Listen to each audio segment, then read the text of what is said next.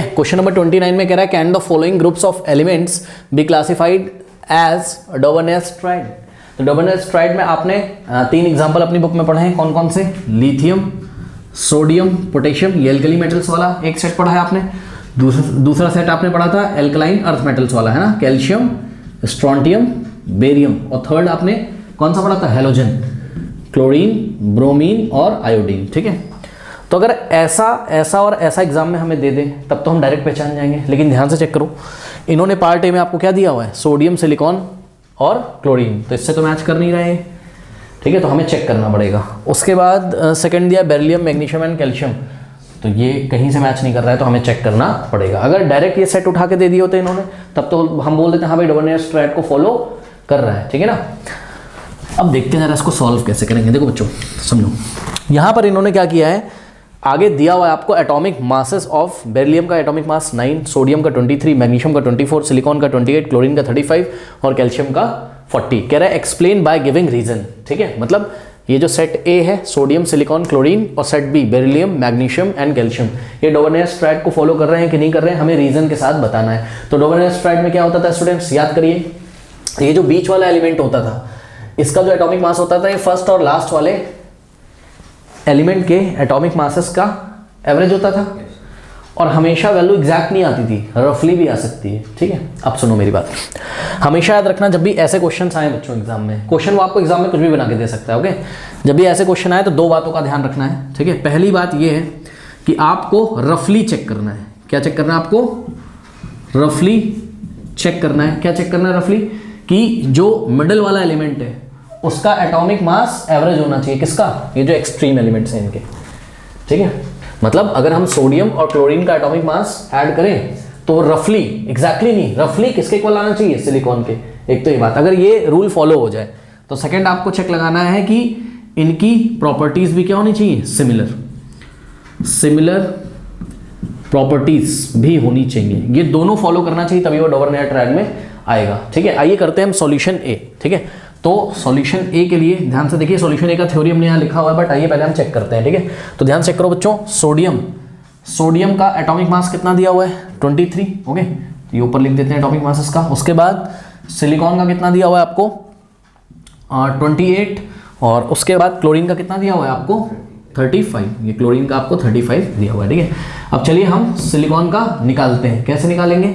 23 plus हम क्या लिखेंगे यहाँ पर? हम लिखेंगे एटॉमिक मास ऑफ सिलिकॉन। अगर हम निकालें कौन से रूल से? By Dobereiner tried.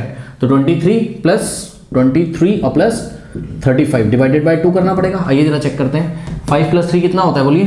8। ठीक है, और 3 प्लस 2 कितना होता है? 5। ठीक है, तो ये हो गया। अब इसको सॉल्व करें, 2 1 2, 2 2 4 बन जाएगा, 2 9 18, तो कितना आ गया? 29। अब ध्यान से सुनो, कुछ बच्चे बोलेंगे सर सिलिकॉन का तो क्वेश्चन में एटॉमिक मास कितना दिया हुआ है? 28, और हमारा डोबर्नियर ट्राइड वाले रूल से कितना आ गया? 29। तो क्या ये दोनों इक्वल नहीं है? रफली इक्वल बोला था, एग्जैक्टली इक्वल नहीं होता है। ठीक है, तो हमने डोबर्नियर के ट्राइड से निकाला तो अप्रॉक्सीमेटली हमारा कितना यूनिट आया? 29 यूनिट, और क्वेश्चन में कितना दिया हुआ है? 28। तो 28 और 29 में कुछ खासा फर्क है नहीं, कुछ खासा फर्क नहीं है, यानी कि रूल नंबर 1 तो ये फॉलो कर गया। क्या? कि मिडिल वाला जो एलिमेंट है आपका, ये बीच वाला, इसका जो एटॉमिक मास है, ये एक्सट्रीम जो एलिमेंट्स, ये एक्सट्रीम पोजीशन पे जो बैठे हुए एलिमेंट्स हैं, इनके एटॉमिक मासेस के एवरेज के इक्वल आ रहा है अप्रॉक्सीमेटली, रफली। ठीक है, ओके। अब दूसरा हमको चेक करना है, क्या इनकी सिमिलर केमिकल प्रॉपर्टीज है? क्या इनकी सिमिलर केमिकल प्रॉपर्टीज है? तो जवाब है नहीं, इनके सिमिलर केमिकल प्रॉपर्टी नहीं है बच्चों। ये बात आपको कैसे पता चली? मॉडर्न पीरियोडिक टेबल तो आपने पढ़ा हुआ है। हाँ, ये आता है कहाँ? ग्रुप नंबर 1 में। ये आता है कहाँ? ग्रुप नंबर, मैं लिख दे रहा हूँ यहाँ पर, ये आता है ग्रुप नंबर 1 में। ये कहाँ आता है? ग्रुप नंबर 17 में। ठीक है, हेलोजन फैमिली है और ये एल्कली मेटल है। और सिलिकॉन आता है आपका कार्बन वाली फैमिली में, ग्रुप नंबर 14 में। ठीक है ना, बात समझ आई कि नहीं? क्लियरली आप देख रहे हो बच्चों, ये तो क्या है? मेटल है। ये तो क्या है? मेटल है। ये क्या है आपका? हेलोजन या फिर नॉन मेटल है ये। ठीक है, नॉन मेटल मतलब इसके इलेक्ट्रॉन देने की टेंडेंसी होगी, इसके इलेक्ट्रॉन गेन करने की टेंडेंसी होगी। और सिलिकॉन क्या होगा? मेटलॉइड होगा। कल हमने आपको लिखवाया था सिलिकॉन क्या होता है? मेटलॉइड। तो बताओ तीनों की केमिकल प्रॉपर्टीज कैसे सिमिलर हो सकती है? बताओ, नहीं हो सकती। ठीक है, ओके। थोड़ा सा मैं आपको एग्जांपल भी दे सकता हूँ। ये सोडियम कैसे कंपाउंड बनाएगा, आयनिक कंपाउंड, इलेक्ट्रॉन देकर, जब इलेक्ट्रॉन ट्रांसफर करता है टोटली तो Na+ कैटायन बनाता है, तो ये आयनिक कंपाउंड बनाएगा। क्लोरीन क्या करेगा, इलेक्ट्रॉन को शेयर करेगा, कोवेलेंट बॉन्ड बनाएगा, और सिलिकॉन भी कोवेलेंट बॉन्ड बनाता है, लेकिन सिलिकॉन क्या है, मेटलॉइड है। तो ये इन तीनों की केमिकल प्रॉपर्टीज तो सिमिलर हो नहीं सकती। तो ये दूसरा वाला रूल बच्चों क्वालिफाई इसका नहीं हो पाया। दोनों ही रूल क्वालिफाई होते तब हम लिखते हैं हाँ भाई डोवर्नियर को फॉलो कर रहा है। तो एग्जाम में आंसर कैसे लिखेंगे, ठीक है। तो पहले तो इतना करके दिखाएंगे, ठीक।